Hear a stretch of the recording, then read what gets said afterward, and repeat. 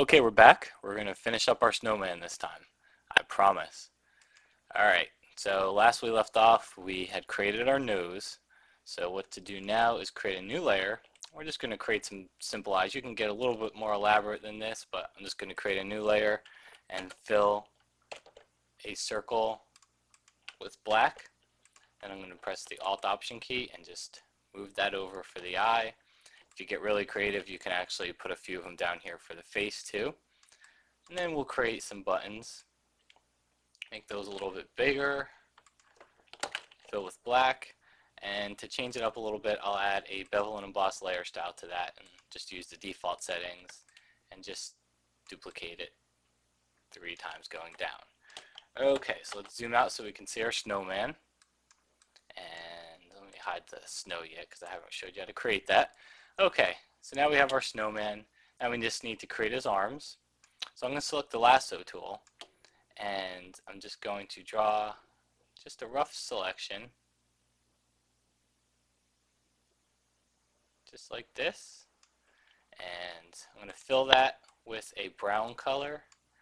And let's choose RGB 113, 92, 48.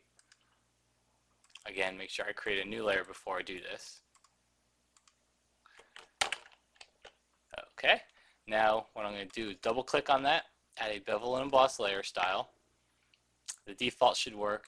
Then add a texture, and I'm going to change the texture to clouds and see how that works. Almost. What I'm going to do is just modify the scale, the depth settings a little bit to 216 and 79. Feel free to experiment with this. Clouds might not always work best. Any one of the patterns in here, just something to give it a little bit of a random effect, works just fine for it. So just want to give it a little bit of a depth too.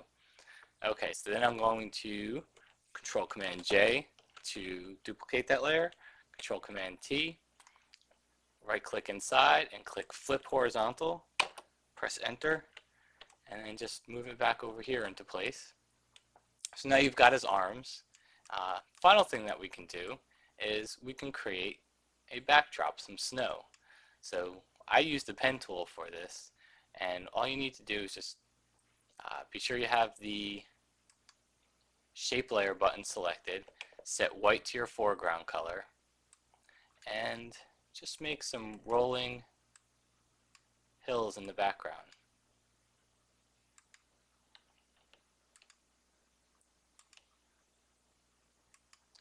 Just like that. And then what you're going to do is, and I'm going to hide that layer because I've actually already created some. And what you're going to do is just add a layer style to it. I added an inner glow layer style, and my settings are 16, 0. I chose black here, 0, 29, 50, and 0. And I have edge checked here. So click OK. You have a layer style, and it looks like a little bit of a shadowed snow effect.